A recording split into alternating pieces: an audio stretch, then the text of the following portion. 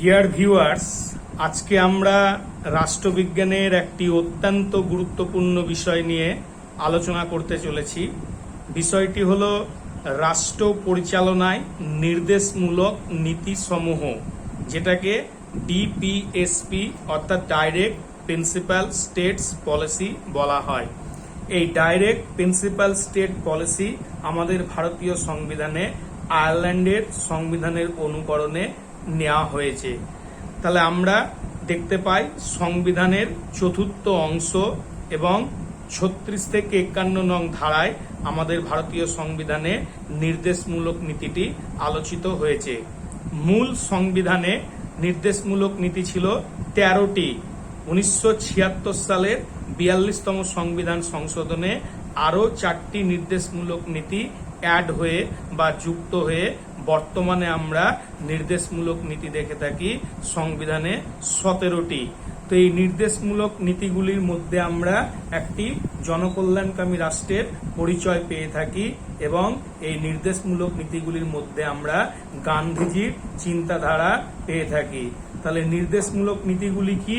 নির্দেশমূলক নীতিগুলি হলো রাষ্ট্র জনগণের কল্যাণ সাধনে কত নীতি গ্রহণ করবে, সেই নীতিগুলিকে নির্দেশমূলক নীতি বলা হয়। এই নির্দেশমূলক নীতিগুলিকে 4টে ভাগে ভাগ করা যায়।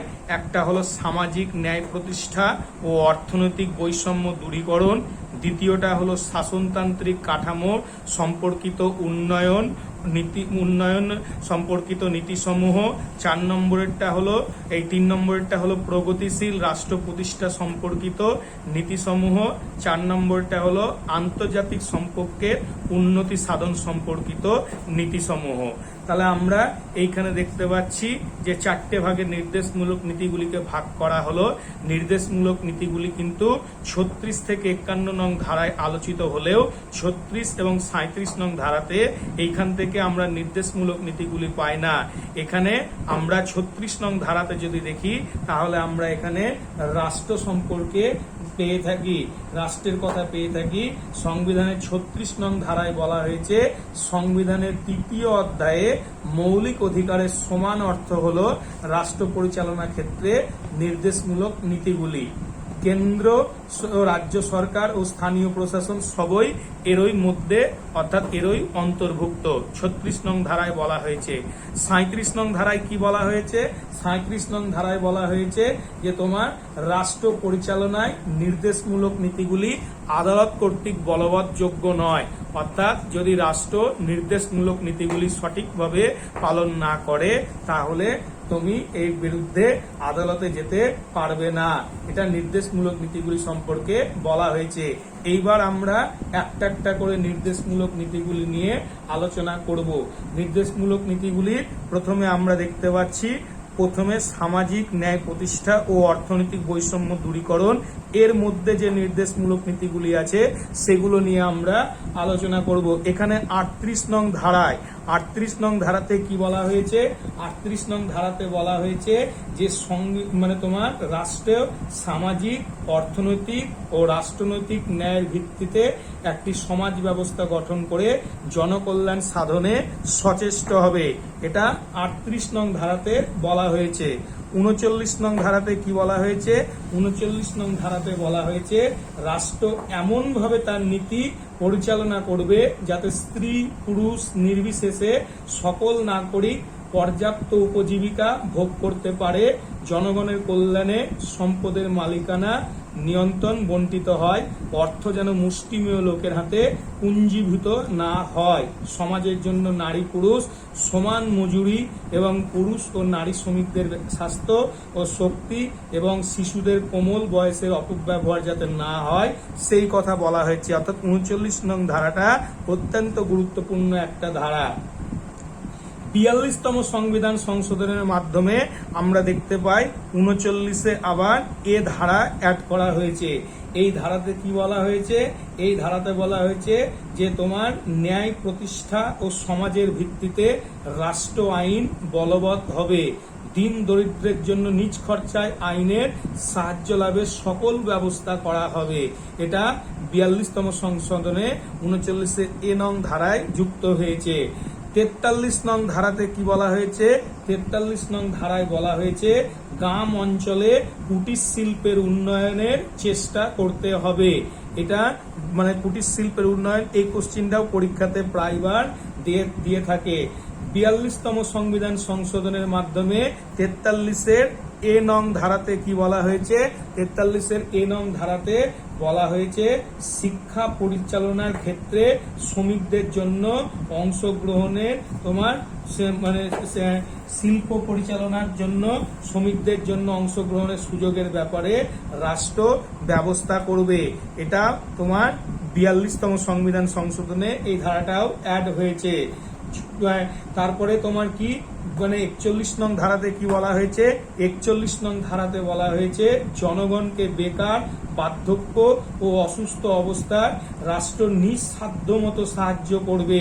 এটা 41 নং ধারায় বলা হয়েছে, অর্থাৎ আমরা যে বার্ধক্য ভাতা, বিধবা ভাতা বা বিভিন্ন ভাতা পেয়ে থাকি সেটা 41 নং ধারার মাধ্যমে। এটা আমরা দেখতে পাচ্ছি 42 নং ধারাতে কি বলা হয়েছে? 42 নং ধারাতে আমরা দেখতে পাচ্ছি যে বলা হয়েছে রাষ্ট্র কাজের শর্তাদি মানবোচিত এবং প্রসূতিদের জন্য প্রয়োজনীয় সকল ব্যবস্থা গ্রহণ করবে।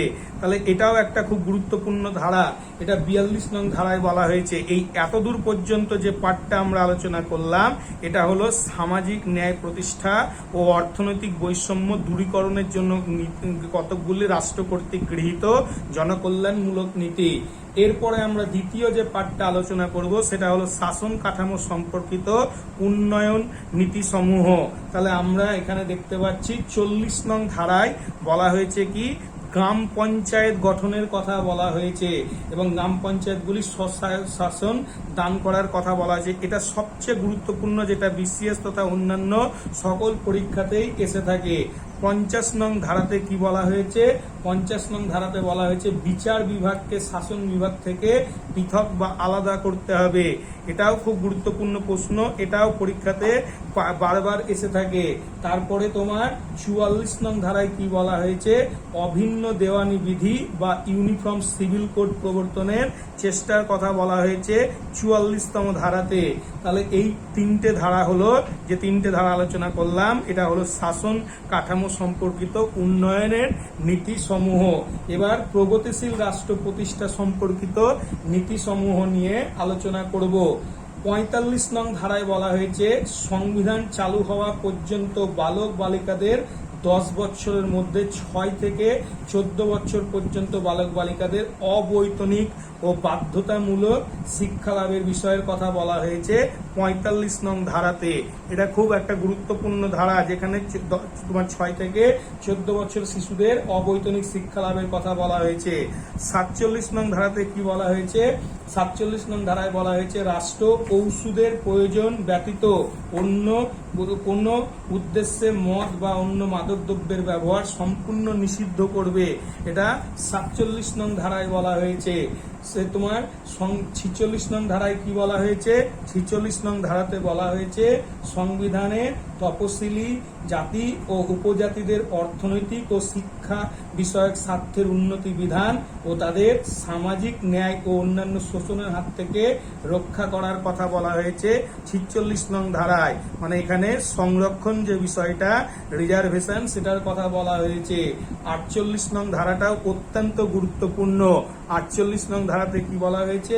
48 নং ধারাতে বলা হয়েছে গাভী, গোবৎস প্রভৃতি হিতকারী গৃহপালিত পশু, অন্যান্য দুগ্ধবতী ও ভারবাহী পশু সমূহ হত্যা বন্ধ করার কথা বলা হয়েছে, যেটা অত্যন্ত গুরুত্বপূর্ণ ধারা। এই 48 নং ধারাটাও পরীক্ষাতে প্রায়বার দিয়ে থাকে। 42তম সংবিধান সংশোধনে আমরা কি দেখতে পাই? যে 48-এর এ একটা ধারা অ্যাড হয়েছে। এই 48-এর এ ধারায় বলা হয়েছে প্রাকৃতিক পরিবেশ সংরক্ষণ ও উন্নয়ন ব্যাপারে রাষ্ট্র উদ্যোগী হবে এবং বন্যপ্রাণী রক্ষা করবে, অর্থাৎ বন্যপ্রাণী সংরক্ষণ আইন যেটা আমরা দেখতে পাই এই 48 নং ধারার সাথে রিলেটেড। এটা খুব গুরুত্বপূর্ণ একটা প্রশ্ন, পরীক্ষাতে প্রায়বার দিয়ে থাকে। 49 নং ধারাতে কি বলা হয়েছে?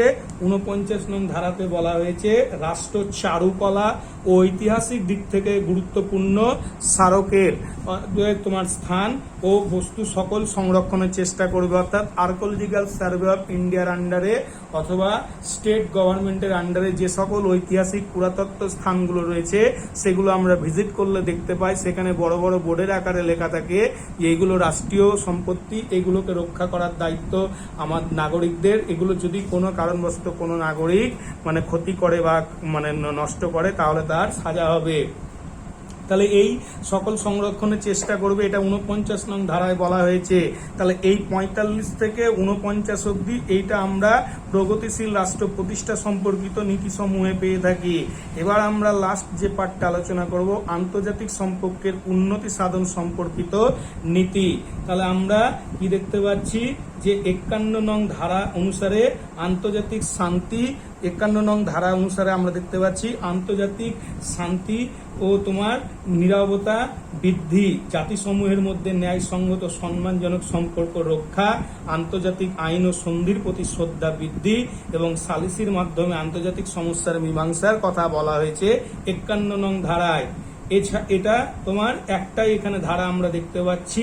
এছাড়াও কতকগুলো ধারাকে নির্দেশমূলক নীতি আমরা উপস্থিতি লক্ষ্য করতে পারি, যেরকম 350-এর এ নং ধারাতে আমরা দেখতে পাই কি সংখ্যালঘু সম্প্রদায়ের জন্য শিক্ষা প্রাথমিক স্তরে মাতৃভাষা শিক্ষার ব্যবস্থা করা হয়। এটা একটা মানে তোমার নির্দেশমূলক নীতির আমরা প্রভাব লক্ষ্য করতে পারি এই ধারাটায়। 351 নং ধারাতে আমরা কি দেখতে পাই, কেন্দ্রীয় সরকারের কর্তব্য হলো হিন্দি ভাষার সম্প্রসারণের যথাসম্ভব চেষ্টা করা। এটা আমরা নির্দেশমূলক নীতির এখানে প্রভাব দেখতে পাই।